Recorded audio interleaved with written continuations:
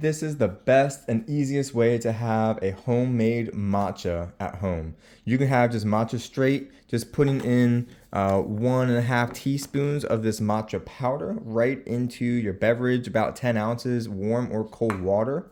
And again, you can do more or less beverage of the hot water or cold water if you want it stronger or not as strong, or make your own matcha latte with, again, 1.5 teaspoons of this matcha powder with 6 ounces hot or cold milk. And so just to show you, it's just, I've already got it here, but just to show you the powder, just a little bit of powder that comes out, and you're able to just stir it and it'll dissolve super smooth and easily, and you will have yourself a delicious beverage here.